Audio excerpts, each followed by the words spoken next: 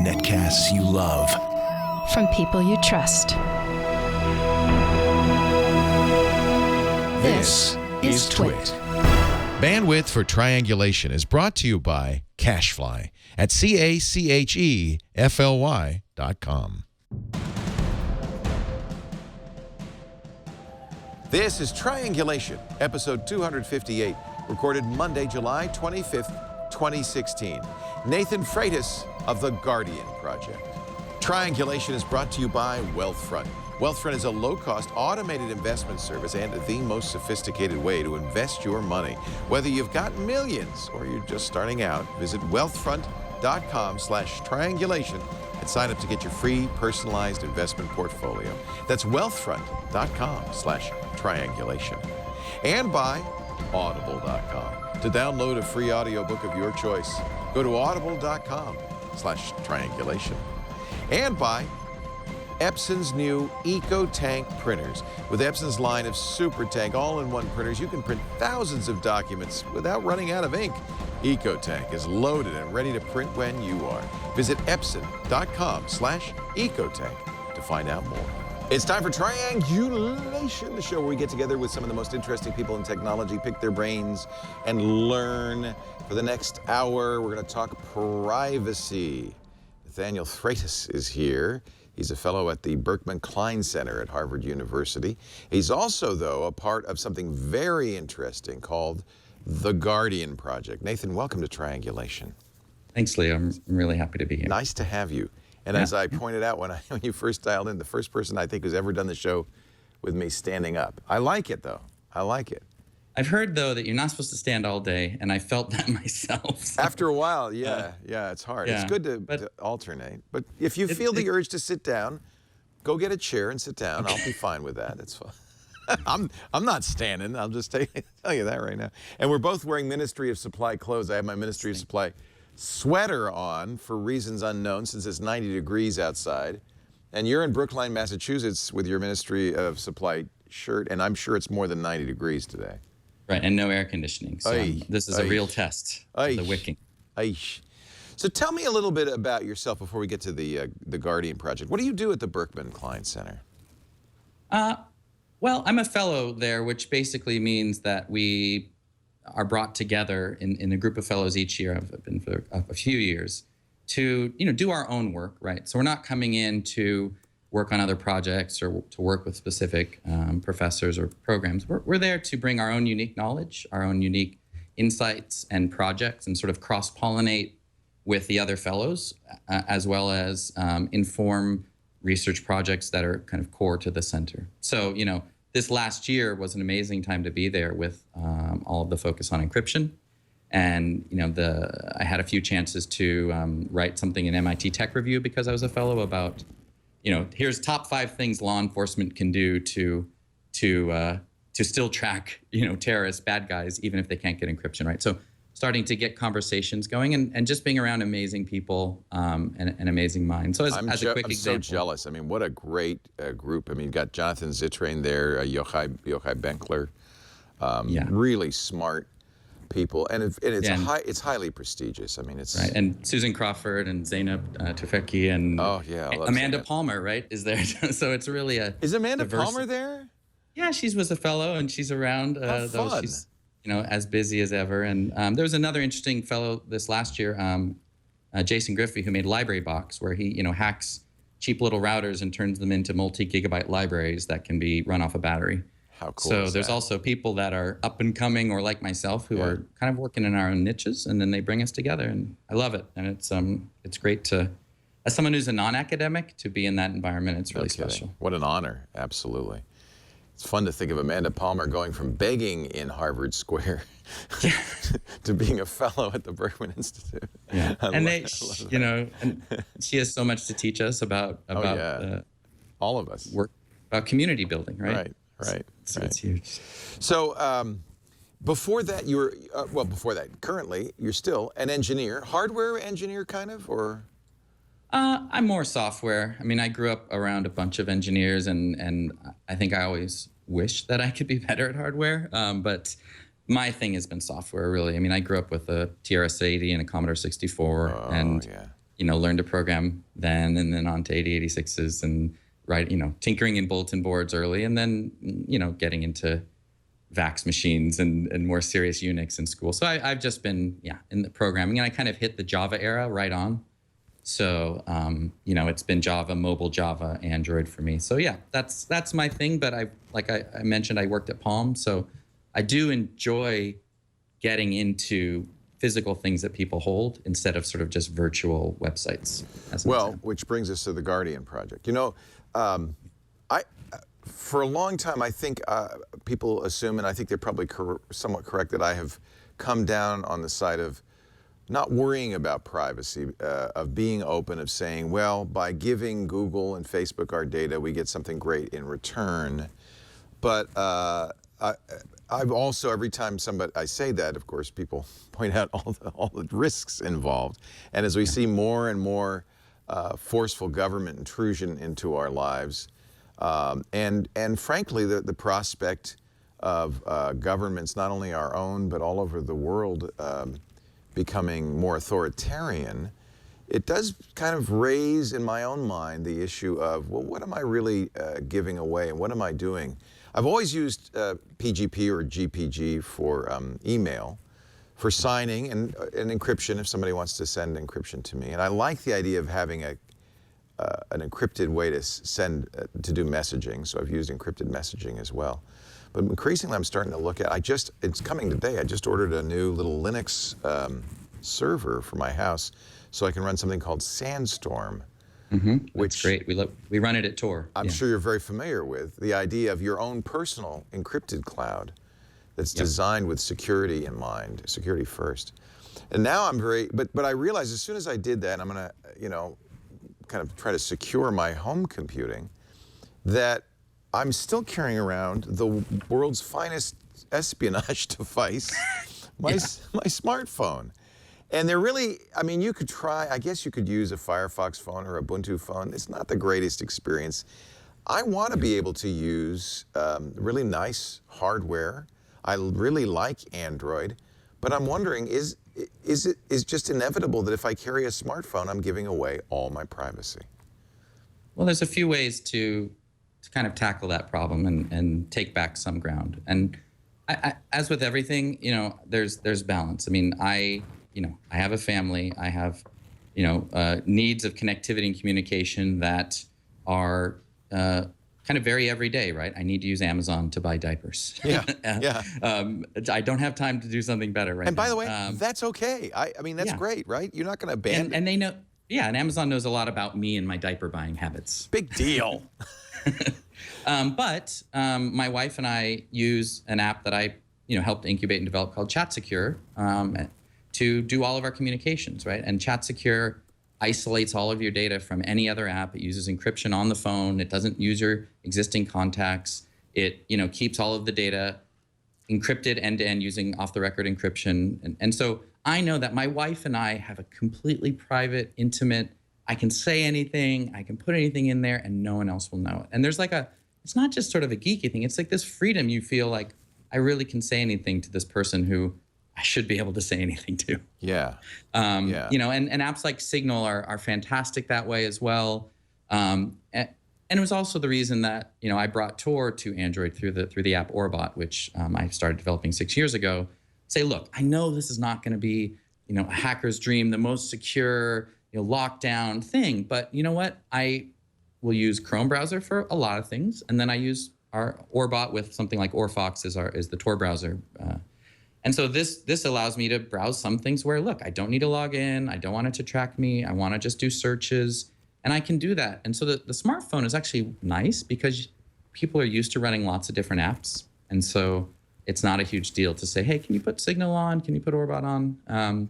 So that's a good thing. And then I'm still hopeful for more secure versions of Android, and we've been partnering with one called Copperhead. Copperhead OS. It's basically kind of what a lot of us wish Cyanogen would have done before they sort of went off the rails, which is just create a clean, locked down, more secure version of Android, make it run on the best phones, You don't go crazy with a million phones. Just pick a few good ones and give me a Google-free, secure Android that's usable. And so Copperhead is really something I'm excited about. So I have my Google phone and my Copperhead phone, and that's my work phone. We have a lot to talk about. This is really, really interesting. You know, one of the reasons I bought a OnePlus 3 is because it's easy for me to unlock it and put my own custom ROM on it. So I think, can I put Copperhead on a OnePlus 3? We're getting there. Right now it's the Nexus line. We have to. Okay, I have a 6P lying around. 6P would be great. Yeah, I actually love the 6P. So I would be very happy to put Copperhead on that. So good. And again, again through Berkman, I have a great relationship with Dan Gilmore, who cares about these things greatly. Yep. And so he's interested. He's actually going to be running Copperhead. And one of the other interesting things with Copperhead is built in is a open source app store called F-Droid. And so you get, the goal is to get out of the box something that has an app store and messaging and maps and browser and all the things you need, but have it not be necessarily all Google. So F-Droid is a really great kind of, it's both a platform and also an end user app store. And I realize all these crazy names I'm throwing out, a normal human, maybe someone who listens to your radio show. It's not Microsoft Word. Yeah. But we're just trying to bring this stuff to the market and make it, we have like 10 million users of Orbot. It's not a billion, but that's a lot. So that's a lot. Let's take a break. I'm happy with that. I want to talk about, let's start off with open source and why open source is a better alternative than proprietary software. I'd like to just hear, we get in this discussion a lot, and I'm a strong open source proponent, but a lot of people, in fact, I've had, very smart tech journalists say to me just recently, well, yeah, but that's not, anybody can see the source and that means they can hack it. And so let's talk about, start at the very ground zero, why open source? And we'll get to the Guardian project. I think we could talk about Chat Secure, OTR. I'd love to talk about Orbot, everything. We're going to talk about everything. All right. Let's start at open source. Making your life, I love what you said. It just feels good to have a little more control. You understand that you're not, if you're on the internet, you're not going to have total control. And you don't always want it, because sometimes you want to buy diapers. But having a little control is very empowering. We'll talk about that in just a second. First, let's talk about your money. This is kind of control too, right? Everybody's got to invest. You got to put money aside. I guess you could buy Krugerrands and put them in your mattress and hope, cross your fingers, that gold goes up. But I think for most of us, if it's the kids' college fund, if it's our retirement fund, if it's the rainy day fund, it's saving up for a down payment, these long-term savings probably are going to be in some sort of investments in the markets. And the question is, how do you do it? Do you do it yourself? I'm a do-it-yourself guy. I thought I would. Read all the books, went out, got the bookshelf. This was many years ago. Invested my money. Problem is, I had a life. I wasn't going to every month or so look at it and readjust, rebalance. In fact, I've completely forgot about it for about a decade. Went back to it. It wasn't what I thought it would be. And I realized, okay, that didn't work. Now, maybe you go out and get a professional, right? These are guys, the guy down the street, he's got the shingle out. I'm an investment professional. And of course, I always ask myself, well, if he's so good, why is he working for other people still? Why isn't he a billionaire? So that's question one. But also the other problem is he's going to charge you. He's going to charge you 1 or 2 or, in fact, often 3% of what you have under investment. Plus, transaction fees, hidden costs. It ends up, you have to make that much more just to break even. And it's not easy just saying, well, I need to make an extra 4%. You can't just, there's no switch you can flip. At least not that guy can flip. I got a better way. Computers. First of all, computers are tireless. They can monitor your investment all the time, not every week, every month, every quarter, but every minute of every day. Plus, they're cheap. So Wealthfront, which is all done by computers, they've written the programs you should see the advisory board. It's all the people whose books I read. They encapsulated all that information in the software. And then it's monitoring, it's doing very sophisticated things the guy down the street probably doesn't even know about. Things like tax loss harvesting. They're rebalancing every minute. They're constantly diversifying. They're constantly tuning the risk. And they do all of this for not 1 or 2 or 3% a year, but 1/4% a year, 25 basis points. It's nothing. And in fact, if you do decide to do this, and I want you to read up before you do, but if you do decide to do this, the first $15,000 in your savings is fee-free forever. So it's a great way to start a nest egg. You can start with as little as $500. Saving for college, they now have 529 college savings plans, along with all their other long-term investment plans.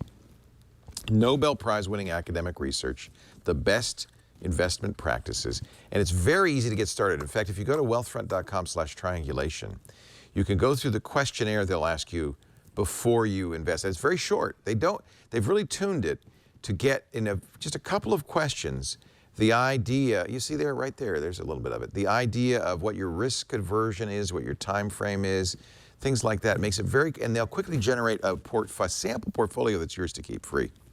If you want, you can also look at your existing investments. This is all done online with a computer. There's no human, no salesman will call. They also can take a look at your existing investments and tell you how diversified it is, what your risks are, things like that, what you're losing to fees, even how to maximize your tax savings. So this is a really good service that's free. And if you become a Wealthfront customer, you can get all your accounts, not just a Wealthfront account, in the dashboard, on the phone, on the website. Keep constant track of what's going on. I really like Wealthfront. You'll like it too. Wealthfront.com/triangulation. All I'm asking is that you go and read up on it. It's a great way, the most tax efficient, low cost, hassle-free way to build your nest egg. It's not day trading. It's long-term investments, and it's great. Wealthfront.com/triangulation. We thank them so much for their support of our show. Our guest, Nathaniel Freitas, is a fellow at the Berkman Klein Center for the Internet at Harvard University. He's also a software guy, wrote a chat program we've talked about before, Chat Secure, based on XMPP, based on all open technologies using OTR. It supports all of the features you want, iPhone and Android. And actually, I note that Orbot is not iPhone. There are limits to what you can do on the iPhone. Yeah, there is a partner Tor community project called Onion Browser that's available. Okay. And we're working with them to take it up a notch, and it's actually great. The developer's been charging for it, so he's been able to sustain himself. It's open source, so if you want to build it yourself, you can, but he does charge, I think, 99 cents. And it's actually been, paying his rent, basically, while he's doing it. But yes, you're right. The main difference between iOS and Android is that you can run Tor and build encryption and do all of these things on iOS, but it has to operate in a single process. It can't run in the background. Right. And so with Orbot, we can actually, it's more like Linux. You can start it up. It runs in the background. Apps like Facebook can tie into it, and our browser and the Twitter app. So your browsing can all be through Tor, as if you had that's kind of the ideal way to do it. So it's a VPN. It has a VPN feature that tunnels using the VPN. Yeah. Through and really it's really just the first step. We're starting to do things like use it to build like a Onion Drive, Onion Share kind of feature. So the idea of just browsing through it is one thing, but the idea of actually running services on your phone for synchronization, for sharing peer-to-peer through Onion addresses, there's so much that a phone can do. It's really amazing how much processing power and storage there are, and so we're definitely doing more with Orbot in the future. Yeah, and after all, this is the main, now for almost everybody, this is their primary computing device. This is where they're getting online most of the time. Yeah, so absolutely. It's important to pay attention to this. Why open source? I have a personal answer and then a more strategic professional answer. Okay. When I've worked in mobile for a long time. The company I worked for in the late 90s in New York was the first BlackBerry reseller. In New York, I was a programmer then. I've created so much technology and so many apps. I started a company. Palm acquired us. And then when Palm became sort of disinterested in mobile enterprise, secure enterprise, wireless communication, all of this intellectual property and contribution I had created to the world really was gone, was taken away from me, was stuck within the corporate environment. And I was paid. That's a fair exchange. But in many ways, I felt it was a disservice kind of to the state of the world, the state of security in mobile devices, because they did nothing with it, right? And I felt like this void of my life. Like, what did I do in that 10-year period, basically?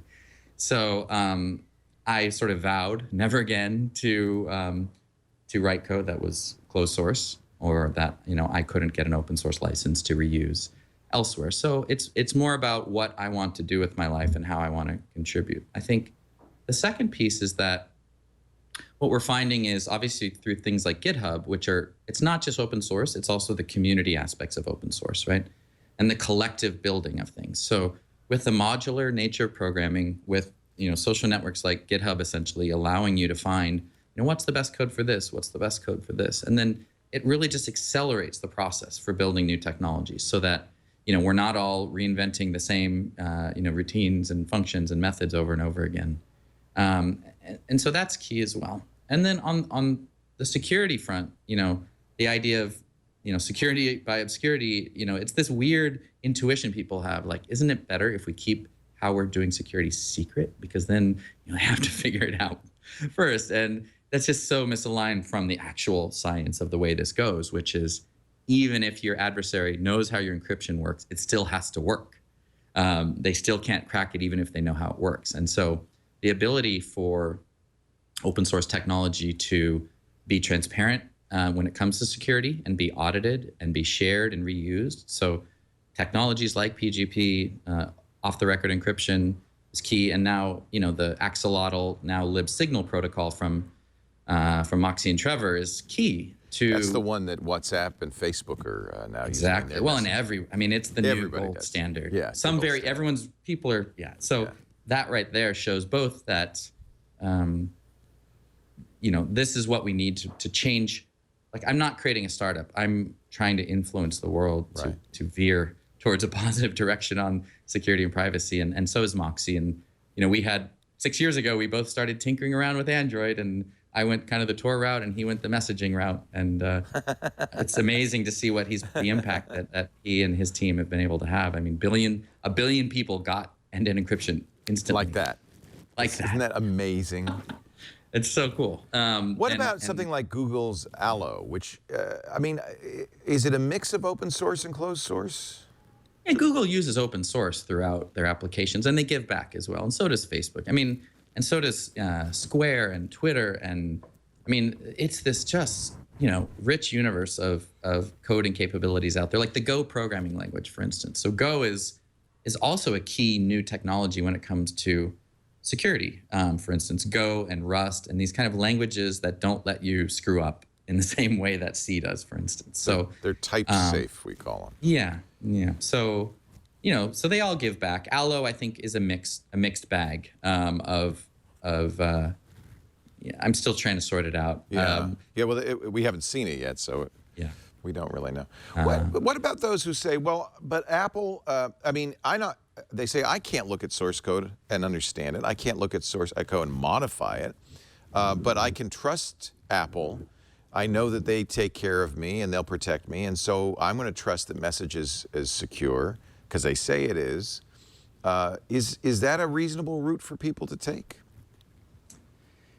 I think when you look at Apple, it's useful to look at them through a few different lenses. They definitely were the first to market with end-to-end encrypted messaging. That's what they told us, right? Yeah. That's all we knew. They didn't show us how they did it, but they... Right. Yeah. People have looked at it. People have audited it. So I think the issue that those of us who work in human rights, for instance, and I specifically have worked for 15 years with the Tibetan human rights and independence movement, right? So we support people in China, right? And so they come to me and they say, is messages safe? And I say, well, let's first ask how is it that Apple's allowed to have messages in China? Like, how could they get that permission? Right. Right. And it's useful to think through it and then weigh against what we know of Apple. And you have to, you either can say, I trust the source code and that this algorithm, or I trust the company. And some people say, look, I'll trust Apple. They have a good track record. And again, this is someone like the Berkman Center and others, Citizen Lab, for instance, in Toronto. they try to keep these companies honest so that we can know who to trust. Because Apple has a lot of power, and they have empowered people in China through just bringing their technology there. It's better than nothing. But yeah. But I think that the thing to remember is that Apple is a company, and when a company operates in a country, it's subject to the laws of that country. And at least in the United States, I suspect in China as well, the laws say that if a company wants to continue to operate in that country, they have to cooperate with law enforcement, and often that means that encryption has to have either a backdoor or some way through it. And that's a key point, which is Guardian Project is not a company. ChatSecure is not a company. There's people behind it, and we do work with law enforcement, right? So as an example, if law enforcement comes to us or they come to Tor, we fully cooperate and we say, we don't have any user data because we don't run servers. We cooperate, but we don't know anything. Yeah, I mean, and I'm You're not stonewalling them. You don't know anything. I will talk as long as they want and tell them how it all works. Right.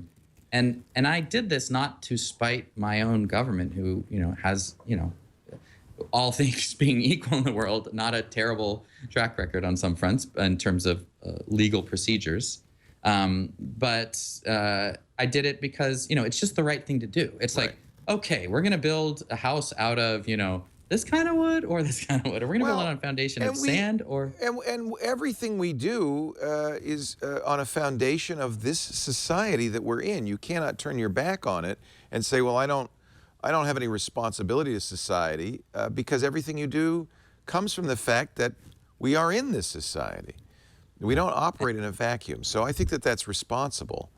But at the same time, I also think I think of somebody like Ladar Levinson, who, of course, rather than hand over the keys to his encrypted email system, the FBI came to him, and we now know it was Snowden was using his Levinson's email system, and the FBI wanted Levinson to give them the keys to everybody so they could monitor Snowden's email. And Ladar, to his credit, shut down his business at great loss, great personal loss, rather than do that. Yeah, and I don't think Apple would do that. Apple wouldn't do that. And another interesting thing about open source, which is one thing that I could be compelled to do potentially in the same way Apple would be to create a modified build of ChatSecure and give it to law enforcement, and they could try to get it installed on a device, right? Right. And so one of the new movements in open source is called reproducible builds or deterministic builds. And F-Droid is part of this, which is don't even trust me to do a build, right? Even though I'm the author, don't trust me when I put out a build. We're going to have multiple notaries create builds and compare them so to make sure that the source matches the binary. Wow. Yeah, that's another issue. This. A lot of people just download binaries. Even on Linux, most of the time you're installing a blob that's not, you're not building it. And while there are, you could use keys. In fact, everybody encourages you. You still see a lot of just curl this and send it to your shell and don't worry about it. and you always have to decide, do I trust this person? Is this really, more importantly, is this really the person I think it is? Right. And this is why, Debian, Tor project, these folks are leading the way in basically don't trust me technology. Don't trust us. Right. Trust the code, trust the bits, trust our process, trust our workflow.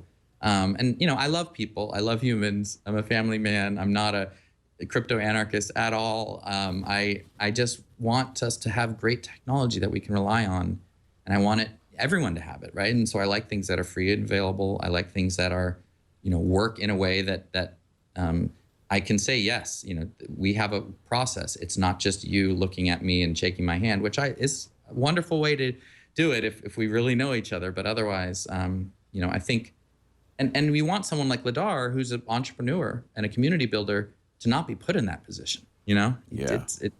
That's the thing. So we're really the sort of decentralized technologies, open source technologies, and encryption, and I think, the stuff that I've been announced sort of in the last week working on Internet of Things, I mean, this was a revelation I had, which is, okay, this is all great for activists and journalists and human rights defenders and sort of the privacy geeks and members of my family who I compel to use this stuff. But, the thing I keep hearing about is cars being hacked or cameras or homes or the grid. And, I know some of the scariest moments of when I lived in New York for so long, the 2003 blackout, for instance. Yes. I mean, that was like, I don't ever want to have to go through that again. You feel like you realize suddenly there's a very thin line separating organized society from anarchy and chaos. Yeah. And that line could just be the grid. The grid, yeah. And, I in addition saw that through the work from the Berkman Center and the Don't Panic, Going Dark report about how, state surveillance is already moving into Internet of Things as a secondary channel. They love it. They love it, yeah. And fair game, right? If there's holes, they're going to take advantage of them. So I just had this realization that all of these things need to be applied to that infrastructure as well, right? So we don't need to cut corners, and we shouldn't. We have this great technology that are starting to protect people in a very meaningful way. And they need to protect things as well. And that's where it's, I think if I say, look, do you want your house to be sort of hackable, to be turned against you? I think everyone would say no. Were you involved in the Don't Panic white paper that came out of Berkman? Yeah, there's a number of footnotes in there referencing things I wrote. Good.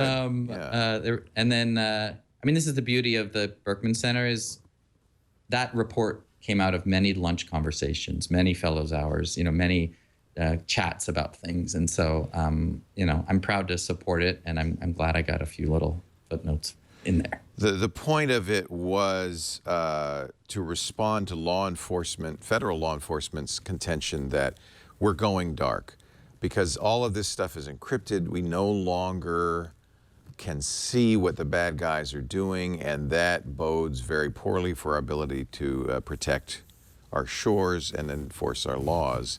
And the conclusion of this was actually great, and the footnotes were the best part, by the way. I really love, because what happened is I think every author had a slightly different opinion. So in the appendix, each signatory got to have their own statement. Which I quite enjoyed, and but I think everybody should read this white paper. It's publicly available. I have the PDF. And my angle was that there's so many other signals, there's so many other side channels, there's so many other footprints we're leaving with our smartphones. Even if you're using something like Signal, it still relies on phone numbers, for instance. Yep. Even if you're using Orbot, you can see that so and so is using Tor, and obviously. The FBI has put a great investment. Metadata is hugely valuable, right? Huge. And sorry, I almost said huge. Huge. It's huge. It's huge. It's metadata. So, I think that the report is very straightforward in that way, and trying to and Professor Susan Landau, who's just referenced there, she's amazing, and she was at the congressional hearing, right? She spoke there, and she made amazing points that, again, is fed into my interest in the Internet of Things, which is, it's what if, there's the power plant or there's the critical infrastructure, and the person comes in to work on the HVAC system, and their phone is compromised, and through their compromised phone, which connects to the Wi-Fi to get into the HVAC system, then the attacker leapfrogs into something else. And so that's basically what happened at Target, right? The Target hack. There was an HVAC supplier who had a login to the corporate network, and the bad guys got the HVAC guy, and they got in. Yeah. So there's. She says in her statement that the national security requires ubiquitous encryption. Encryption is not the enemy of security, quite the opposite. And it is an interesting. I mean, even at the same time as the FBI is saying, we're losing signals, everything's going dark, they're also saying, I think, was it the NSA or was it the FBI, said, but this IoT thing is great. We're gonna be able to see everything you do. And Yeah. at the same time as the FBI is saying encryption is bad, the NSA is saying no, encryption is good for national security. So no wonder people are confused. Even the government can't, it doesn't speak with one voice, far from it. I'm glad we don't have a monolithic government or law Right. enforcement. So it's at least Right. we do have the FBI and the NSA, right? Yeah. So Who would ever I thought think the NSA would be the good guys? yeah. But that's the problem is, I think it's really important to say, at least in this country, I believe our law enforcement is in almost every case acting to protect us. It's their goal to do the job they need to do to protect us from enemies, foreign and domestic. And I think that they're honorable people. But we can have the debate about how this should proceed. And you're working in a situation with Tibetan dissidents where their very life is at stake. And these technologies are not a first world luxury. These are necessity. Yeah. And, I think you had Dr. Paul Syverson on Triangulation. Yes, we did. The creator of Tor, yeah. Yeah, and a really great thinker and human. And, and the way he talks about Tor is, look, this was created to make the internet work better, to add authentication and confidentiality to the internet, which doesn't have them. Right. And these, it's so key. You pull back all of the drama and the hyperbole and the sort of what people think technology, these security technologies are about. And it's like, no, it's just to make what we need work better. And I think that again is, the idea of Tor being applied to, a lot of people say, wait, what does the world come to when I have to put Tor on my thermostat? And it's like, no, you have internet protocol on your thermostat. You have OpenSSL on your thermostat. Why wouldn't you want Tor? Yeah, and the idea with chatbots too. I mean, one of the things I've been working on is end-to-end encrypted chatbots, right? So you could run an XMPP chatbot in your house and talk to it over end-to-end encryption, right? And so then you're not giving up all of your data to someone just because you want to use a chatbot. And then I think also it's not absolute, which is you should be able to choose who you trust, right? So even if you run Storm, you run your own server in your house and you lock it down. Sandstorm.io. That's what I'm setting up tonight. Right. You can choose. You can give different people access to that, Yes. and elect to do that. And I think it's actually very granular, which is great. That's what you want, right? Yeah, and mainstream companies can still utilize these technologies in the same way that WhatsApp has, but then they find other ways to monetize these things and other ways to kind of still have a business model. So with Copperhead OS, for instance, they want to sell phones, sell enterprise services, but give you an ad-free, tracking-free core OS, and we think that'll be good from a in the way that Red Hat has, for instance, in a long time. But yeah. What do you? Are these technologies the technologies you give the Chinese? Well, maybe you don't want to talk about this out loud. I'd love to hear your question, and then we'll see. So when you are talking to Tibetan freedom fighters, sure. Do you have a toolkit you say, here, guys, this is what you should use? Yeah, I mean, the beauty of, the sadness and the beauty of the Tibetan issue is there's, hundreds of thousands of Tibetans in exile in India, Nepal, and around the world. And these people keep connections to their friends and families and monasteries inside. And, ironically, the number one app for this community is WeChat, which is a Chinese app, right? And probably not secure, right? I'm sure it's not at all. Yeah. So one of the most effective things we've done, and this is in public, I did a talk at Berkman, I've done workshops in India, is how to use WeChat sort of responsibly, effectively, and how to think about and understand the kind of surveillance that's possible. So yeah, Tibet Action Institute is where we provide a curriculum in Chinese and English and Tibetan about digital security, about what tools to use, about, keeping your OS up to date. And our most successful meme or mantra is detach from attachments. So it's sort of a Buddhist I've been saying ideal. that for a long time. I should add the Buddhism into it. Maybe that'll help. Well, the Citizen Lab, Ron Diebert and his team in Toronto, they did a huge study, and it was the number one vector for attacks. You're talking about email attachments. Email attachments, And right now, ransomware, that's how they, in almost every case, that's how they get used with email attachments. Yep. So I Yeah, so there's so much we can do, and it's one of these things that I'll just be doing it, until they're free, until Great. they don't need me anymore. But it's another, I've sort of did the Silicon Valley thing, I did the startup thing, and I found a nice sort of pace in life, which is, work on great technology, try to help people in the sort of single-digit millions, maybe low double-digit sometimes, and help improve the world through open source, through security and privacy. And I still get to hack on cool things. And I had actually something I wanted to show you, one last little Let's see geeky it. thing, which is, so I have my chip computer. I think you have one of these. I have a chip too, Just got it. This is good. I want to do something with it. Tell me what I can do with it. Well, so with the Home Assistant package, which is the thing that I've added Tor to, it runs on my Raspberry Pi.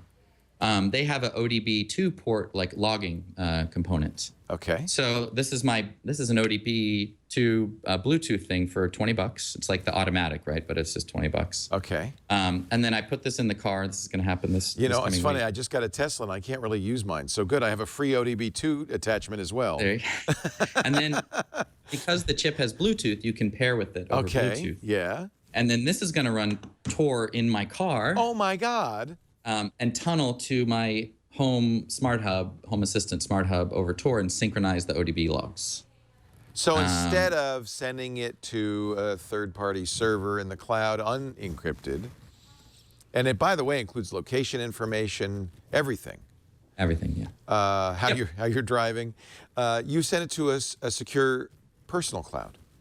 Yep, it synchronizes, again, using Tor with this. We have this strong authentication hidden service where you need a cookie, and it's really meant for small connections that makes it inaccessible. It's not a public onion in that way. And so the car syncs over 3G or Wi-Fi or whatever, and then it goes to my Home Assistant. So I really, I was excited because, I too got the chip and said, this is really neat. I'm not sure what to do with it. And now I know. Perfect. For $30, I have a car computer now. Wow. Yeah, now I need to do that for the whole Tesla because it's phoning home all the time. Yeah, and I mean, I think I gave up. I think, frankly, I probably gave up the right to do that. Much like the farmer who can't fix his tractor because John Deere owns the rights to the software. Yeah, and that's when this stuff starts scaling up to agriculture, to power plants, to our highways, to smart cities.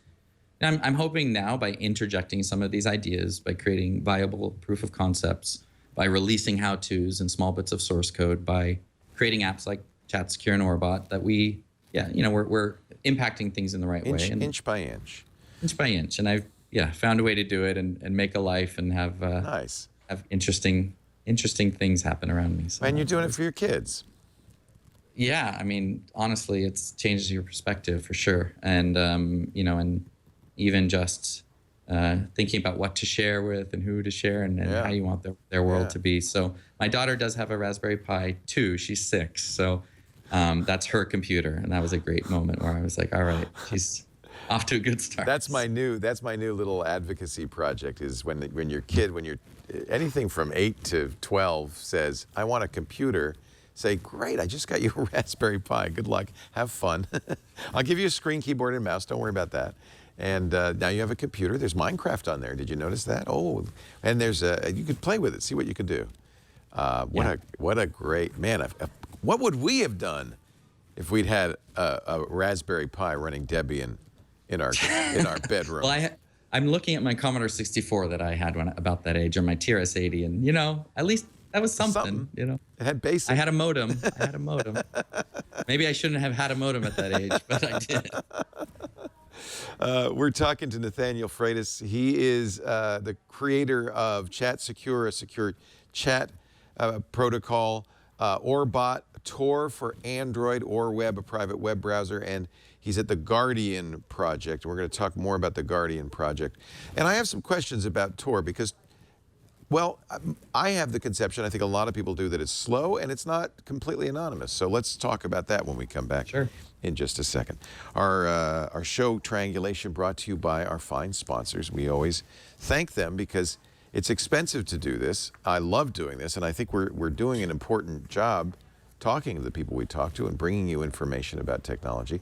But thank goodness we have sponsors who want to meet you. And I always say to our sponsors, look, You're coming in as a peer. We're introducing you to our community. I'm making an introduction.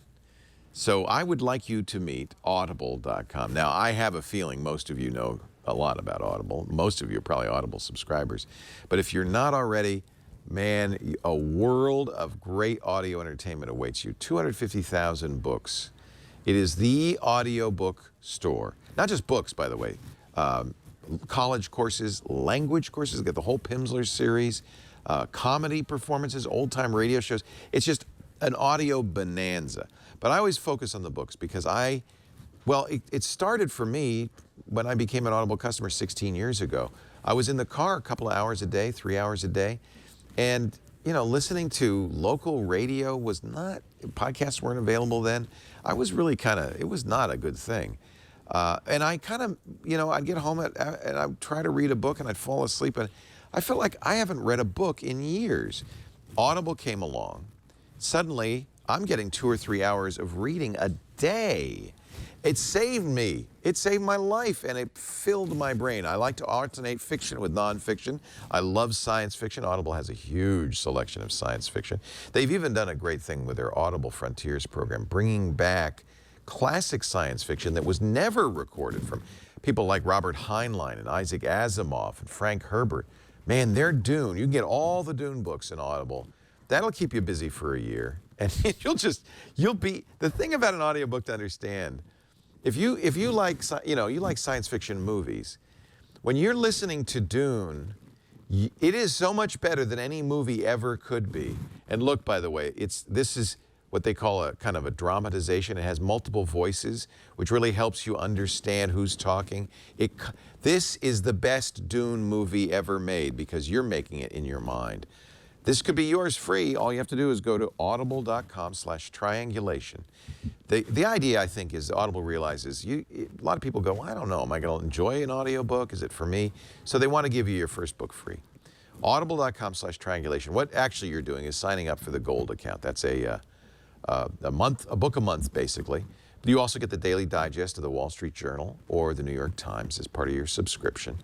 You can cancel, though, in the first 30 days. You'll pay nothing. The first 30 days are free. Your book is yours to keep. So the book is yours no matter what. The Audible apps on every platform, Android, iOS, Windows Phone, Macintosh. You can even listen on a Chromebook because the browser will play it back. And so everywhere you are, you can listen. I listen on my Sonos. I listen on my Amazon Echo. It's fantastic. Audible.com/triangulation. Wherever you are that you can't hold a book, you can still read a book. And your first one is free at audible.com/triangulation. Our guest is Nathan Freitas. He's a fellow at the prestigious, renowned Berkman Center. I'm so jealous. What a great place that must be. And Bruce Schneier makes great cocktails. Oh, does he? Bruce Schneier is my personal guru. If Bruce says something's okay, it's okay. If he says it's no good, it's no good. I don't need a second opinion. One of the greatest security writers, researchers, and gurus around. Yeah, and he, I think a lot of what he does is bring these messages to the people in different ways, right? And tries to be and is thoughtful and logical and communicates things through his blog and through his speaking to a diverse set of people. And and I appreciate that, and I think you do the same with I guess a radio show and different. Yeah, well, we've had Bruce on this show. He's great. I was thinking you were talking about encryption, and I remember Vince Cerf, one of the fathers of the internet, on this show. I think it was last year. I asked him, "Is there anything you would change?" He invented TCP/IP. He said, "Yeah, I would have put encryption in." The internet wasn't designed to be secure; it was designed to be open. Right. And even authentication too, right? It goes hand in hand, of course. Yeah, of course. Yeah. And that's, when you see vast swaths of internet traffic randomly redirected through different countries, or you see someone, take over DNS or poison DNS, for instance. We see that with China all the time. You realize that, fundamental parts of the internet are just not broken. And Tor is really within the sort of Tor, kind of forget about the exit node part of Tor and look at the onion side of it. Tor as a protocol is essentially its own, microverse, microcosm of routing and authentication and things. And yes, there are, adversaries that are able to poke holes in it and find weaknesses. And there's people writing paper, Tor is the best academic community researching these things and improving them. And as Tor has grown, there's also been, more malicious node operators and things, but, these are constantly being improved and worked on. So I think for me, Tor represents the internet with that encryption and authentication. I use, and maybe you don't think this is the best thing, but I use a little dongle called the Tiny Hardware Firewall that becomes a VP. It's a VPN, and if I want, I can turn on Tor as well. And it does it at the router level. So every bit of my communication from my laptop or my phone is passing through that VPN and router. Yeah, it's tricky. There's a real issue at Tor exit nodes of, people just messing with the traffic increasingly. Right. Well, look at what the FBI did, right? Right. And there's law enforcement who have more sophisticated tactics and are using it to target criminals, but are overstepping the legal lines, the power they've been granted to do it, unfortunately. Well, and that's the other unfortunate thing is you often brand yourself a criminal if you use these technologies. You are then assumed to be up to no good. Right, and that's for me, when we got Facebook to launch a .onion address, right? Or they, Alec Muffet, who was there, chose to do that and then integrate Orbot into the Facebook app on Android. They did so because they were protecting their customers and they wanted to make the most direct connection possible between their user and their servers. And that was a great step for us. The work we do with human rights organizations and with people that are victims of domestic violence and stalking and abuse, the work that we do with journalists, these are all important things, but we need to keep at growing the user base of Tor to show that there are, as many or magnitudes more legitimate uses than negative uses. And I think Tor hidden services, which are also called onion services, because they're not always hidden or that language doesn't always work, are one of the coolest, most powerful features of Tor, yet they're the most underutilized. Yeah. And so the idea of putting onions on your smart hub home and in your car and in power plants and using this for critical infrastructure is exciting to me because it will continue to grow the legitimate use of these technologies. All right. You're going to have to explain this to me. In fact, you said something that I don't understand earlier with your Tor from your car ODB2 port to your home. My understanding of Tor comes from the name, the onion router, is that you obscure the identity and the traffic by routing through many random servers. You have an entry node, an exit node, and then an unpredictable route in between that obfuscates the traffic so that somebody can't watch the traffic. First of all, how do you do that from your car to your house? Is there a bunch of stuff in between? Yeah, so you're actually going out to the Tor network and doing all of those hops.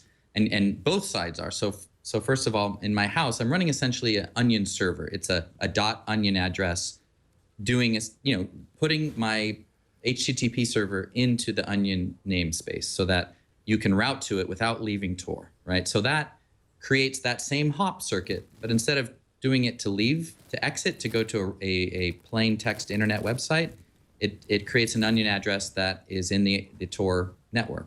Then the car side is a client on the chip, right? So the chip goes into Tor, but instead of saying, I want to go to google.com or myhouse.com, it says, I want to go to xyz.onion, and then that routes to my Raspberry Pi.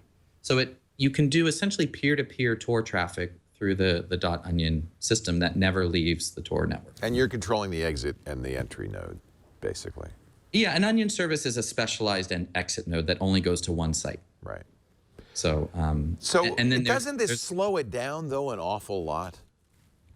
It does, and I've been known to say that browsing the web is possibly the worst possible thing you could do over Tor. It's almost unusable. I mean, it's not horrible, but it's not great.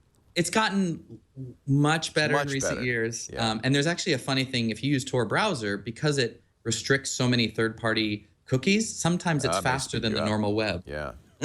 Yeah. So the JavaScript includes don't work, and suddenly you're loading 2 JavaScripts instead of 30. But there is a ton of work on improving performance, and there's some ideas about saying, well, I'll dial down the anonymity to increase the performance as an option. And then what I think is more important is on mobile, we actually have a very different model of application development. So when you have Orbot on your Android phone and you have Facebook installed, in the settings, there's a use Tor toggle, right? Yep. So when you do that, it's the same Facebook app, and it's doing background asynchronous, syncing of data. So you don't actually feel the speed being slow. You just know that there's a new post on your Facebook timeline. So you can hide that latency. So that's a very good use for it. Yeah, that's not like surfing the web because you're not going page. It's loading in the background. Right. So we've built newsreader apps. We've built podcast apps. We have a radio application, and all of the network traffic is in the background. So the user really doesn't notice the speed as much as they would in browsing the web. But that's what I think when you start talking about connecting things. When my car drives into my driveway or pulls in somewhere, and it starts syncing the ODB data, I don't see that happening. It'll just be doing it in the background. And when I come home, I pull up my dashboard, and there it is. You don't care what the speed is. It's not an issue. I don't care. Yeah. And this comes from my Palm days and BlackBerry days of the Mobitex network, right? Which was I mean, horrific. the Palm 7 was but you didn't know it was slow. Unless you knew the Palm you knew was slow because it had that browsing model with the that was apps. the mistake. The BlackBerry, you didn't know it was slow because they hid it from you. So I love the BlackBerry for that. You had no idea how slow you were. Rest in peace. How fast was Mobitex? It wasn't. It was. Kilobytes. Yeah, I mean, it was very slow. Pager. Yeah. It was a pager network. Pager. So you need to use the networks well, and that's again, Tor browser is a great browser. Definitely one of the top for security and privacy, open source, reproducible, all of these things. But yeah, browsing the web can still be a challenge. And so there's applications like Ricochet. There's Onion Share from Mika Lee, who's with The Intercept. That's like a file sharing.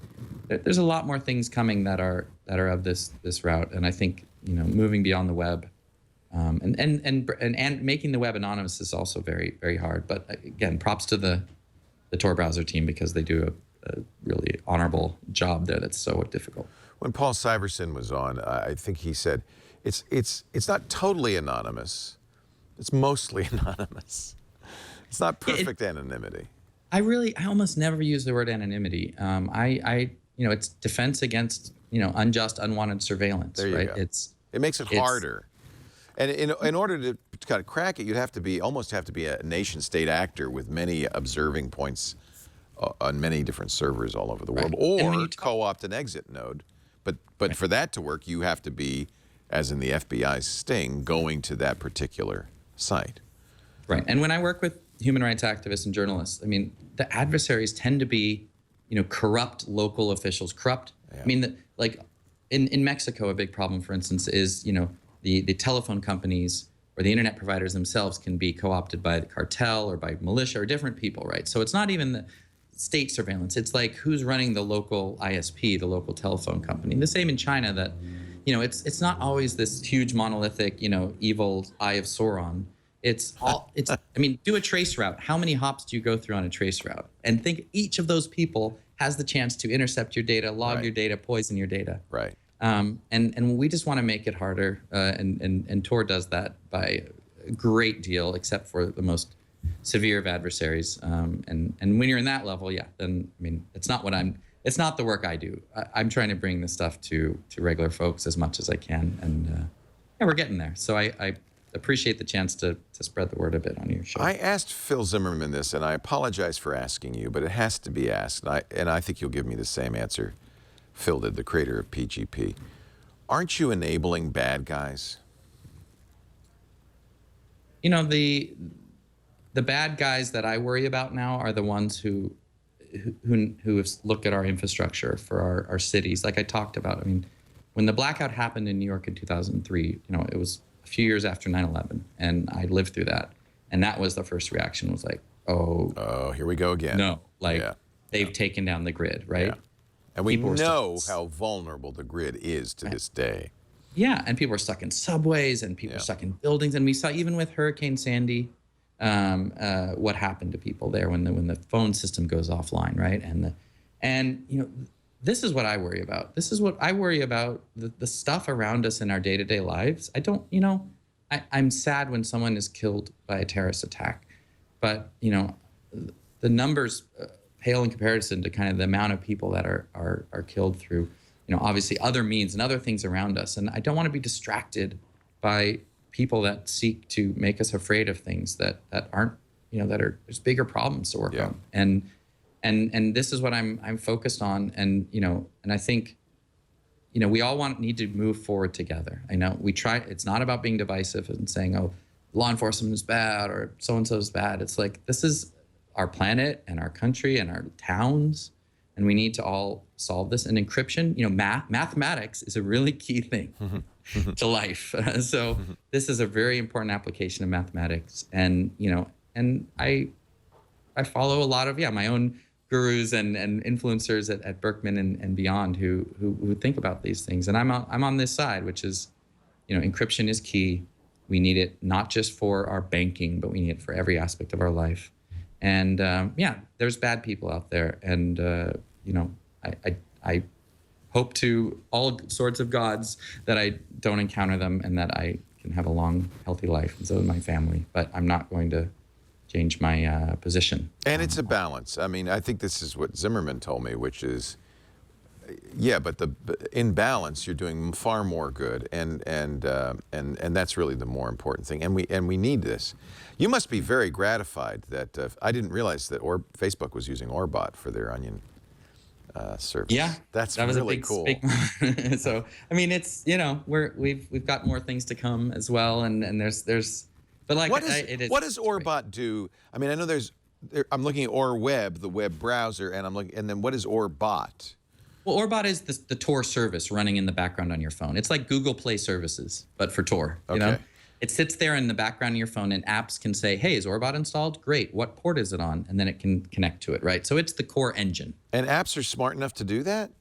Yeah, so we have a API intent that a bunch of apps have adopted. So if you use the DuckDuckGo app, for instance, it will notice Orbot's there. Facebook app detects Orbot is there, and then the Android has a really cool API, inter-app API system. And then other apps like Twitter, we lobbied them and they added a proxy setting. So it's not automatic, but you do just go into settings and you set the proxy setting. So I'm here in the Play Store, and so the first, by the way, Orbot or Fox, DuckDuckGo, and others, you know, I mean, it's kind of all together, but I searched for Orbot.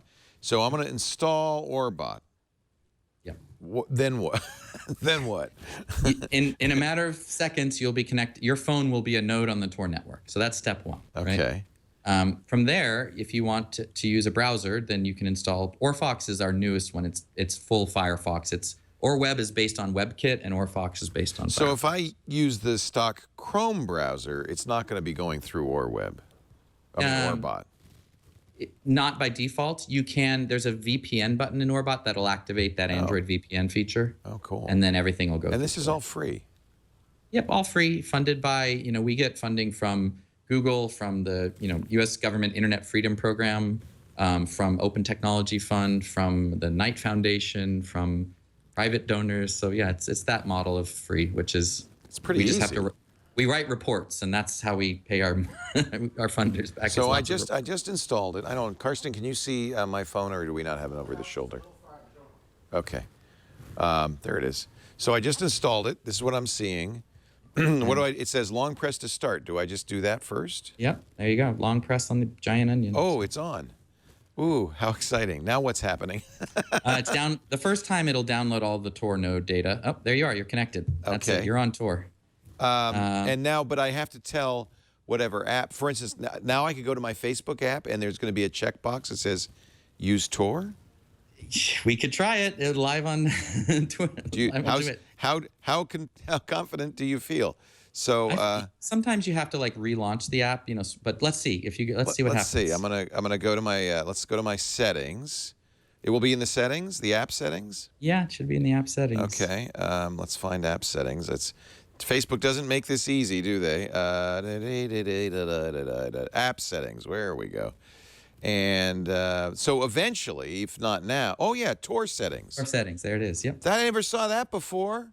Okay, use Tor via Orbot. There you go. Okay. Now, I won't get notifications. That's okay. I don't want notifications anyway.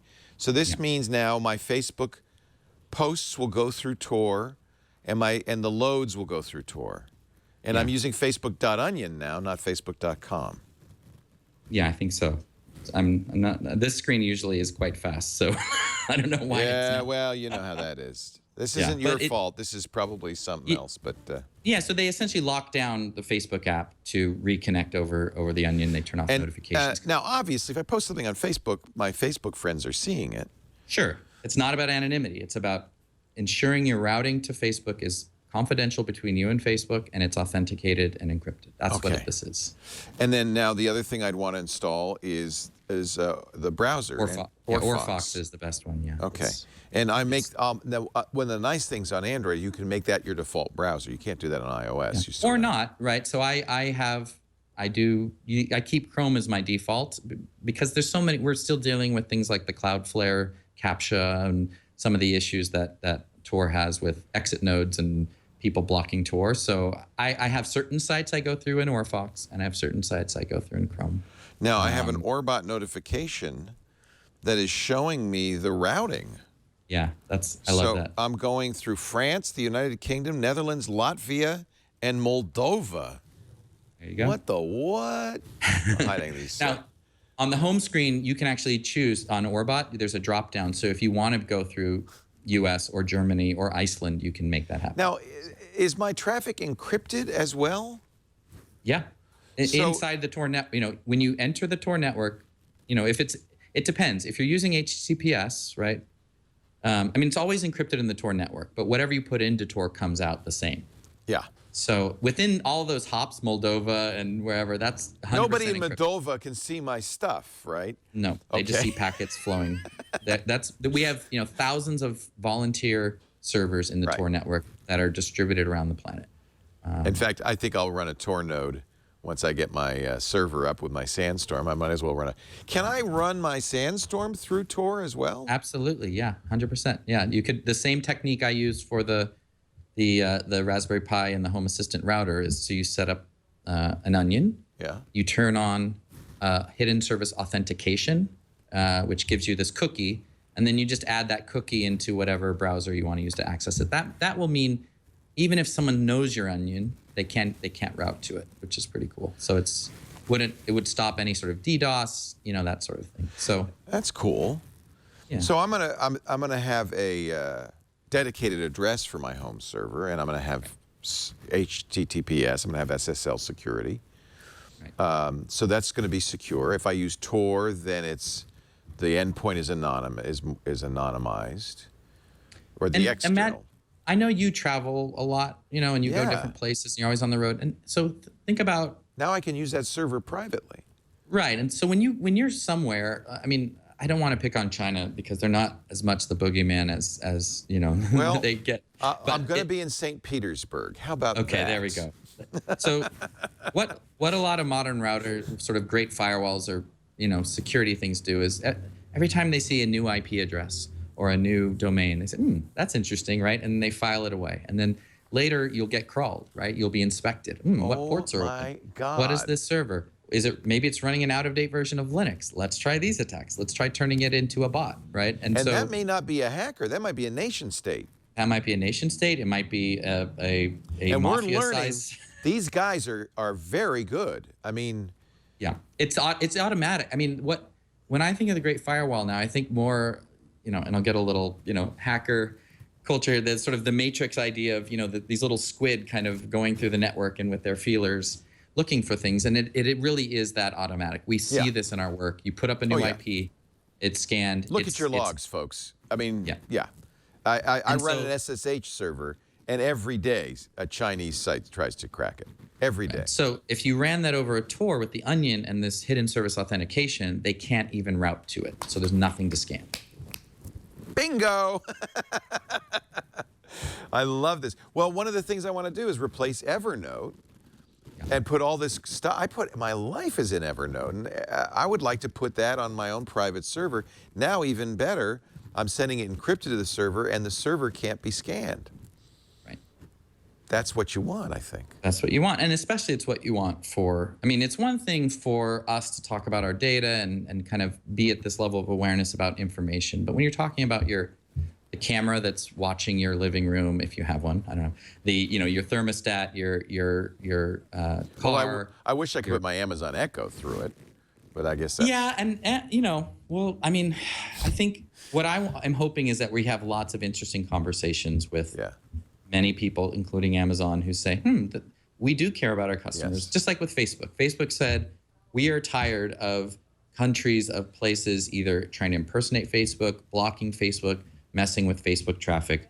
What is the best technology available today that's freely licensed and open source that we could deploy quickly to counteract that? And the answer was Tor, right? And I hope we can do that over and over again with things. And this was the same thing that happened with Signal and WhatsApp, and it's happened with things like OTR and PGP in different ways. And I feel like this is, I mean, it's been, I gave a talk when Phil Zimmerman was there, and Ian Goldberg, who created OTR, and Dan Bernstein and Tanya, his partner, who make lots of the crypto we use.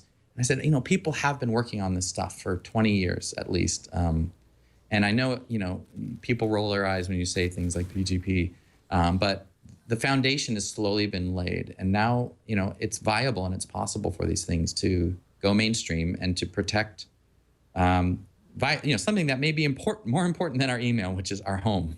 Right. So, right. And you can say, I'm not going to put my home on the internet. Okay, that's fine. But I think lots of people are. And let's talk about a small farmer. A small farmer who I love. I mean, I get produce from co-ops and farm shares and things. And I want to support small farmers who are interested in automation, and they need to use this technology to get a leg up. Yep. And I don't want them to use, broken off the shelf kind of things that don't have good security.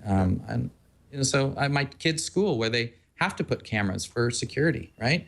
I don't want those cameras to be hacked and used by someone that could do them harm because they find out this school has cameras. So this is really key, and it's been, we just have to stay committed and talk about it to people in ways that make sense and doesn't make them feel dumb or disempowered and afraid. This isn't about being afraid. It's about making good choices for your community and for your home.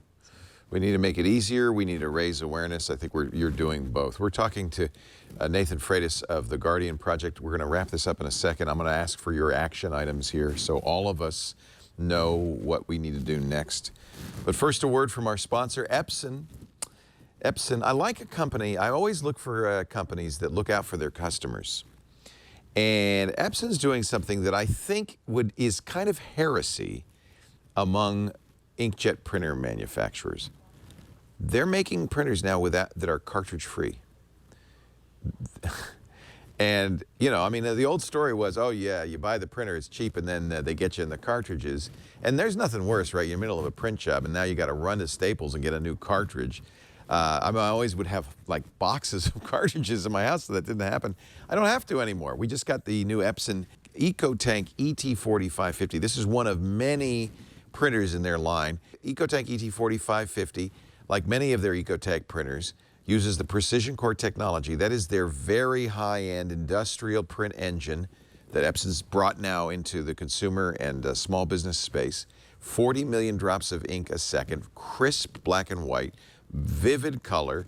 A lot of the benefits of inkjet printing, like instant on, automatic two-sided printing. I've turned that on now, and I love it because it prints the first page, flips it over, prints the second page all on one piece of paper. That saves me money and saves trees. And boy, no more out-of-ink frustration because the Epson EcoTank ET4050, like all the EcoTank printers, comes with 2 years of ink in the box. 11,000 black pages or 8,500 color pages. And when it's time for new ink in a year or two, and it will be a while, I just go to the store and I get more bottles. I don't get more cartridges. I get more bottles. Or if you get the big one, you get more ink packs, and you're going to save 80% on ink. So this is a win all around. But one of the reasons they want you to know about this is to understand that when you're buying the printer, it costs a little bit more because you've got the 2 years of ink in the box. That's the equivalent of 50 cartridges. So subtract the cost of 50 cartridges. I think you'll actually be negative. They're giving you this printer for free when you think of it that way. It is a great, great deal. Easy wireless printing. It's an all-in-one printer, so you can do faxing, you can do scanning. From tablets and smartphones, you just print wirelessly. I have it in my office. It's on the Wi-Fi network. I could print anywhere. I can even print from here because it supports cloud printing technologies as well. This is CES 2016 Innovation Awards honoree, rightly so. I give them my award, my thank you for looking out for their customers first. The Epson EcoTank system. It was named the 2016 Small Biz Windows Printer of the Year. Go to epson.com/ecotank. You can learn more about transforming the way your home or your office or your work group prints. It's the best combination of ease and value, the Epson EcoTank printers. epson.com/ecotank. I thank Epson for doing the right thing for their customers and for supporting our podcast. I just love these printers. epson.com/ecotank. Nathan Freitas is our guest. He's a fellow at the Berkman Center, and he's also written so much software to support your need for privacy and incidentally, security at the same time. Starting with Chat Secure, his secure chat client for Android and iOS that uses OTR and all the best technologies. Everything he's done is open source. There's Orbot, which is his Tor node. There's OrWeb, which is the Tor browser. And I just put Orbot, you saw me do it, wasn't very hard, on my Android device. It's free. And then I turned on Tor on my Facebook, and now my Facebook traffic is securely routed between me and Facebook, anonymously and privately. That's awesome, and I would love to. And I'll put Fox. Facebook doesn't have your IP address, actually, is one thing. So that's wow. There's been cases where Twitter has been subpoenaed to get someone's IP right. for an account. So can I use this with Twitter? How do I use this with Twitter? Yeah, so with Twitter, somewhere in the Twitter settings, there's a proxy option, and you just put in localhost and 8118. That's the local HTTP proxy that's running in Orbot. Oh yeah, location and proxy. Configure HTTP proxy. So it doesn't say specifically Tor, but that's what this is. They didn't have the guts to say you add the use Tor switch. Okay, and then I make the proxy host what? 8? Say it again. 8? The host is just localhost. Oh, localhost. Okay. And the then port. The port is what I need. Okay. 8118. Okay. So in Orbot, there's a SOCKS proxy and a HTTP proxy. And so any app that talks proxy, you can run through there.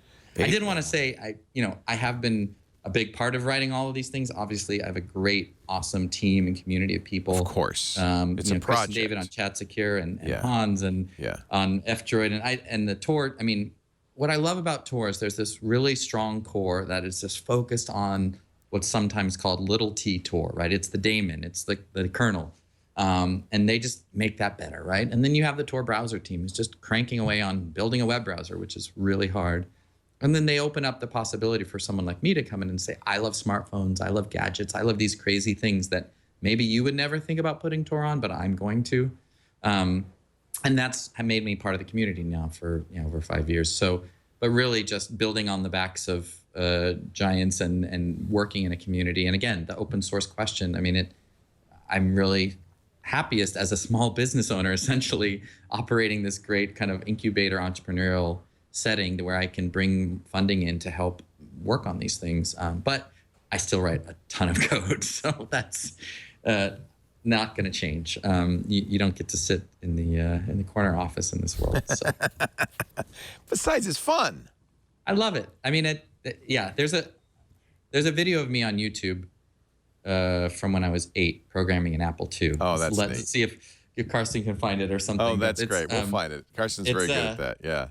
And I really haven't changed since then.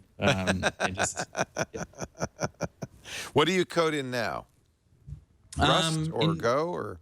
Go, yeah, and I'm moving to Go. I mean, I'm hoping that I think Android might, basically ditch Java and move to Go or Swift and things like this. Well, Go is Google's Swift, I guess, and Swift is Apple's Swift or Apple's Go. And but both are type safe. Rust is being widely employed now. It came out of Mozilla, but it's being widely employed as a kind of C replacement. It's a systems language that's fully type safe. Right. I really like Rust. I've been playing with it a lot. Go is awesome. Swift is awesome. I'm really thrilled to see people moving to these more secure languages, because the I'm hoping someday the buffer overrun will be a thing of the past. Yeah, absolutely. And Orbot's made up of Java, C, and Go. Actually, it has multiple components in it. So we kind of jump between these things. And again, there's some great developers at Tor who write Go, and I use pieces that they have. So, but you really have to stay in the details here. And, do you do it on Linux, Mac? What do you? Yeah, I have my main machine is a Chromebook Pixel running Crouton. So you're using Ubuntu or something like that, or Debian? Yeah, and I really like having something that boots as a Chromebook, but then inside there's an encrypted hidden partition, which gets me through the airport checks pretty easily. Yeah, it's you can you have to turn it on, but you can't turn on the encryption in Crouton. And there you go. Computers. What is this from? And there's this one computer that's a Is that you? When That's you me. Can't shake it. If you do, it'll mess your program, but you have to type it in all over again. And that's the computer I work on. They probably put them in cars, and so you don't have to drive it. They'll stir fry yourself like that. Holy cow! They might make backseat drivers and have a little monitor screen and with little cars, and so you can see, and they'll have stoplights and stuff, so you can see where you're going. You predicted the future, Nathan. The next line in there was, now I'm going to tell you about string variables. No. Yeah, it's really. Anyway, for my mom, I tell people about that clip because my mom saved it on VHS for so many years. Yeah. I'm so glad. And I love her for that. I'm so glad it got digitized and put on YouTube. That's hysterical. That is so funny. But yeah, so anyway, yeah, so I'm a Linux, pretty typical, and I use Copperhead OS. I have a Nexus 5, actually, a little old now, but I run Copperhead on that. So that's my Google free Android. And then I have I use a Moto G. I'm basically, again, working with human rights group people out in the world. I want to use what they're using, right? Yeah. So the Moto G is like the most, widespread phone in India, for instance, or it was at one point. It's $100 phone basically, and I love it. It's a great phone, yeah. As much as I want the latest, shiniest, coolest thing, I have to live vicariously through you and see you. Well, I'm telling you tonight, I'm putting Copperhead on my Nexus 6P. Awesome. And there's a Patreon for Copperhead, I should mention. I will donate. It's our first Patreon attempt, so I'm really proud of that team. And I think this is great. They sell devices. If you want to buy a 6P or 5X off the shelf, ready to go with Copperhead, you can buy it from them. Oh, that's nice. So you don't have to figure out how to. Can I run it on a Nexus 6? Right now it's just a small team, and the only ones that they can keep working up to date, those are the two. We're hoping that we can raise some more funds and that we can expand it. And my dream would be the Fairphone, the Fairphone 2, because it's this ethical phone plus this ethical OS, and it's a little bit of a dream. But I think there's people doing some interesting work. But at the same time, they're just supporting the Nexus is a great way to move forward with kind of a core user base. So that's what they're doing. There you go. It's that's the Fairphone. Yeah, the Fairphone. So the Fairphone, we hope to get Copperhead on that. So if you really, you want the ethical phone with the sort of ad-free, non-tracking OS, hopefully we'll have that soon. Wow. And again, I mean, you can't be perfect in this, but I have to say, you said something at the beginning that was really struck home with me. It feels good to take back a little bit of control. And just knowing that you can't make it perfect, but just doing what you can makes you feel good. It also raises awareness. You tell people, give us. Let's close out with what would you like people? What's your action item for the people watching the show? What would you like them to do? I think find one person in your life that you would like to have more private communications, be it messaging or sharing or something. You know, find that person. It could be a parent or a child or a spouse or a business partner, you know, or someone who is living overseas. And just the two of you upgrade your channel. And you can use, Chat Secure or Signal. You could use, do it with Tor, and both of you start using Tor for certain things. There's a lot of other tools out there, even if it's just, WhatsApp. But find that person or that group and upgrade that part of your life. So that's I think will give you this connection that you've maybe not realized it that until you have it, you're like, wow, is this really private? Can we really say anything? It's kind of cool. It's cool, yeah. And then do the same with Tor browser or get or Fox or Onion browser, and say I'm gonna, I read Google News and Hacker News only through Tor. And Hacker News I just do because it's fun, because it's Hacker News. But with Google News, I use it through Tor, and it means I'm reading Google News. They're not tracking me. They're not shaping it. There's nothing. I'm reading the news, and I read the New York Times this way too. I'm reading the news without it being something that is. It's the equivalent if I'm sitting at my table reading the newspaper, and that I feel something there, and Google. The next time you want to do a search, do a search through Tor and say, look, this is as soon as I close the browser, this will disappear. Anything I'm searching is not tied to me, and I have this like intellectual freedom to search for things that otherwise I might hesitate. And sometimes we joke about this. But it's becoming very real, where you're like, should I, search? I moved back from India where I really wanted a pressure cooker, where I had a pressure cooker, and I came back home and moved to Boston. And I want a pressure cooker, right? And then the Boston bombing happened. Oh. And I know, and there were stories about And you're afraid to buy one. I'm afraid to Google pressure cooker. And it's just a second, you're like, that's silly. But the fact that these are pathways in our brains that are being developed in a certain way leads to this chilling effect, right? And so build pathways in the other direction. And I'm not saying go dark, change your life, do all this crazy stuff, but pick one thing you're going to do and stick with it and go from there. So if I download OrFox and put it on my Android phone and use that as my default browser, I don't have to have Orbot, or I need Orbot as well as You need OrFox? Orbot, they work together. Okay. So I have Orbot, I've just downloaded OrFox, and I'm going to make that my default browser now. And then we're going to be upgrading OrFox this week, or very soon, with a new logo, by the way, because that one infringes on Mozilla's trademark, apparently. Oh, well. So we have a brand new logo, and we're state of the art. It's 99% the same code as Tor browser in OrFox. So. And I have to say, I am really enjoying, as part of this, moving away from commercial software to open source software. It is a very good feeling. I feel like I can do everything I want to do. And I'm supporting people who love what they're doing and care about their users and about technology. I just feel like this is also part of this. Yeah, and I was part of a small community that ran Linux.99 at our school.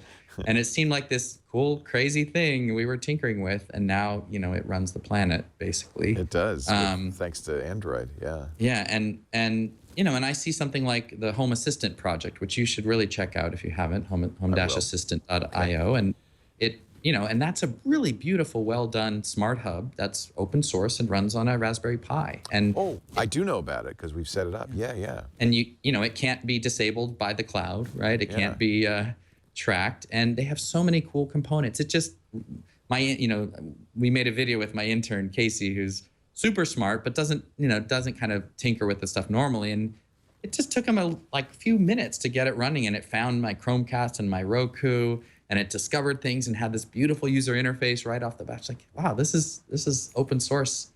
This is open source, and it's just we're at a great place and again, because they're not writing this top to bottom. They're building on components and infrastructures from other places. So, yeah, it's fun, and it's good for you. It's good for our kids and our schools and our country. And I love commercial people, businesses that figure out a way to do this sustainably, commercially, right? That's awesome as well. And I think we're kind of all in this together, as opposed to, let's hoard intellectual property and stick it away on shelves and sue each other. It's kind of like power to the people. I'm an old hippie. I like it. I did grow up in Sacramento, not far away from that whole world of San Francisco. But there you go. Yeah, I mean, it is. I'm also I'm a Unitarian Universalist, so I have a certain outlook on the world, which is like, your best guess is as good as mine. And I grew up a Unitarian as well, and yeah. Worship the God of your choice, I think, was the motto. Yeah, and so choice, right? And so choice about which technologies you use and not being locked in. And going back to Apple, I really do love Apple. I think they make beautiful products. They do great things. My big issue with them is that they don't, how they limit, not only keep the App Store locked down, but as an example, we want to do ORFox on iOS. We can't, because you can't write a competing browser component on iOS, right? And I hit that wall, and so I we'll see. I mean, I think it makes me sad, because I think in the earliest days, Apple was about freedom and was about for the rest of us. That was their motto: computing for the rest of us. And I feel like that is not exactly what they're about these days, and that kind of does make me sad. Yeah, they're a bit more like instead of the main street, it's the shopping mall. Yeah, And you feel safe, perfect climate control, everything's pretty, everything's nice, just don't look outside. I like it. I like it a little messier. In fact, my other project is I'm moving to FreeBSD for my home computer. Wow. I'm all in. I'm all in on open source, baby. Great to talk to you, Nathan Freitas. You could find out more. Where should people go to find out more? GuardianProject.info, or follow me on Twitter. I'm pretty active there. He's Nate Freight on Twitter, N8FR8, and it's GuardianProject.info. Thanks, really, Leo. I've been a fan of your shows for much too long, maybe very long time, I think Triangulation's been just to see the people you're bringing on, the discussions you're having here, and I was sort of shocked when I got the email. Thank you. I'm really glad. Whose idea was this, Karsten? Was it yours or was it mine? I don't remember. All right. Well, thank you. But I'm really glad. No, you know what? If the whole mission of my life is to empower people with technology, and it's really about us as users not being used, and so this is right. This is the most important thing of all, I think. And it gets what's interesting is it's getting more and more important. It's now the time, we've got to stand up and be counted. And so take a little step by using these technologies. Put Orbot and ORFox on your Android device and start using that. And maybe go a little crazy. Put Copperhead on your Nexus. Thank you very much. I appreciate you joining us. Thank you. And my Ministry of Supply Chain got a little sweaty. That's okay. But I guarantee in a minute it'll be cool. It's That's designed the cool thing about it. to get sweaty. All right. I really feel for you. It must be awfully hot there. Oh man. Yeah. Well, I just got back from a little vacation. I was like, I don't have time to do any air conditioning, but I'm a sweaty guy. Here I am. Enjoy it. I love it. So this is nature at its finest. It's only going to get warmer. Exactly. Thank you, Nathan. I appreciate it. Take care. Take care. You too. We do Triangulation every Monday, 11 a.m. Pacific, 2 p.m. Eastern Time, 1800 UTC. I think you can see it. These are important shows. It's great. It's education, but it's also, I think, inspiring. We talk about the future, and a future that we can change, that we can make a difference in. And I think that the starting point is to listen to these great minds talk about what they're up to.